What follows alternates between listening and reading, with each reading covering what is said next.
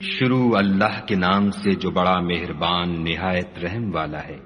اے پیغمبر صلی اللہ علیہ وآلہ وسلم، مسلمانوں سے کہہ دو کہ جب تم عورتوں کو طلاق دینے لگو تو ان کی عدت کے شروع میں طلاق دو اور عدت کا شمار رکھو، اور خدا سے جو تمہارا پروردگار ہے ڈرو، نہ تو تم ہی ان کو ایام عدت میں ان کے گھروں سے نکالو اور نہ وہ خود ہی نکلیں، ہاں اگر وہ صریح بے حیائی کریں تو نکال دینا چاہیے، اور یہ خدا کی حدیں ہیں، جو خدا کی حدوں سے تجاوز کرے گا وہ اپنے آپ پر ظلم کرے گا۔ اے طلاق دینے والے، تجھے کیا معلوم شاید خدا اس کے بعد کوئی رجعت کی سبیل پیدا کر دے۔ پھر جب وہ اپنی میعاد یعنی انقضاء عدت کے قریب پہنچ جائیں تو یا تو ان کو اچھی طرح سے زوجیت میں رہنے دو یا اچھی طرح سے علیحدہ کر دو، اور اپنے میں سے 2 منصف مردوں کو گواہ کر لو، اور گواہو خدا کے لیے درست گواہی دینا۔ ان باتوں سے اس شخص کو نصیحت کی جاتی ہے جو خدا پر اور روز آخرت پر ایمان رکھتا ہے، اور جو کوئی خدا سے ڈرے گا وہ اس کے لیے رنج و محن سے مخلصی کی صورت پیدا کر دے گا، اور اس کو ایسی جگہ سے رزق دے گا جہاں سے وہم و گمان بھی نہ ہو، اور جو خدا پر بھروسہ رکھے گا تو وہ اس کو کفایت کرے گا۔ خدا اپنے کام کو جو وہ کرنا چاہتا ہے پورا کر دیتا ہے، خدا نے ہر چیز کا اندازہ مقرر کر رکھا ہے۔ اور تمہاری مطلقہ عورتیں جو حیض سے نا امید ہو چکی ہوں، اگر تم کو ان کی عدت کے بارے میں شبہ ہو تو ان کی عدت 3 مہینے ہے، اور جن کو ابھی حیض نہیں آنے لگا ان کی عدت بھی یہی ہے،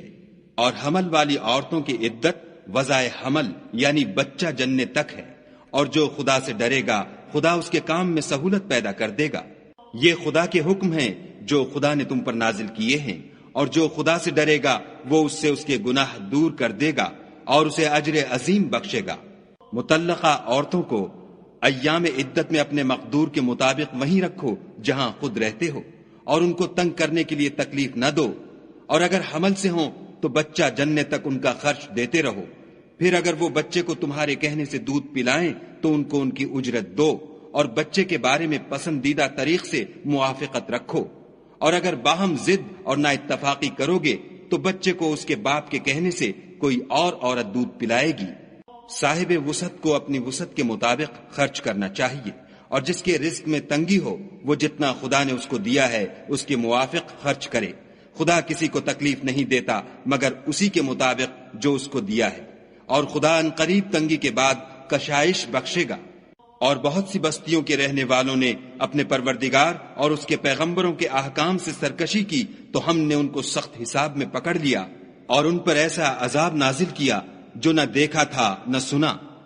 سو انہوں نے اپنے کاموں کی سزا کا مزہ چکھ لیا، اور ان کا انجام نقصان ہی تو تھا۔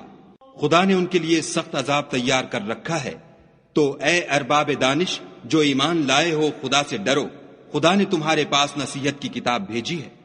اور اپنے پیغمبر بھی بھیجے ہیں جو تمہارے سامنے خدا کی واضح المطالب آیتیں پڑھتے ہیں، تاکہ جو لوگ ایمان لائے اور عمل نیک کرتے رہے ہیں ان کو اندھیرے سے نکال کر روشنی میں لے آئیں، اور جو شخص ایمان لائے گا اور عمل نیک کرے گا ان کو باغہائے بہشت میں داخل کرے گا، جن کے نیچے نہریں بہ رہی ہیں، ابد الآباد ان میں رہیں گے۔ خدا نے ان کو خوب رزق دیا ہے۔